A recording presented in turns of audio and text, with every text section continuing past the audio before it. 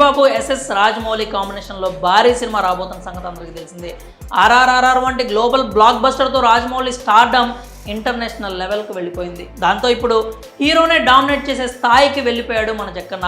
90 ఏళ్లకి పైగా ఉన్న తెలుగు సినీ ప్రయాణంలో చాలా వరకు దర్శకుల పైన హీరోలదే పైచేయిగా ఉంటూ ఉండేది. అక్కడక్కడ దాసరి నారాయణరావు వంటి దిగ్గజ దర్శకులు పారితోషికం లేదా స్టార్ ఇమేజ్ విషయంలో హీరోల కంటే ముందున్నారు. అయితే ఆ లెక్కను మార్చేసి రాజమౌళి దర్శకుడుగా సూపర్ స్టార్ మహేష్ కంటే అధిక పారితోషికం తీసుకున్నారన్న సమాచారం. పాన్ ఇండియా స్థాయిలో భారీ బడ్జెట్తో రూపొందనున్న మహేష్ రాజమౌళి సినిమా గురించి ఒక ఆసక్తికరమైనటువంటి వార్త సినీ వర్గాల్లో చెక్కలు కొడుతోంది. ఈ సినిమాకి మహేష్ 100 కోట్ల రెమ్యునరేషన్ అందుకుంటున్నారట.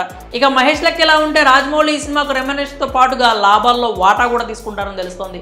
మొదట్లో ఈ సినిమాకి మహేష్ రాజమౌళి ఇద్దరు రెమ్యునరేషన్ లేకుండా పనిచేసి బిజినెస్లో వాటా మాత్రమే తీసుకుంటారు అంటూ వార్తలు వచ్చాయి. కానీ తాజాగా అందుతున్న సమాచారం ప్రకారం చూస్తే మహేష్కు 100 కోట్ల రూపాయలు రెమ్యునరేషన్గా అందనుండగా రాజమౌళి రెమ్యునరేషన్ 100 కోట్లకి పైగానే ఉంటుంది అంటున్నారు.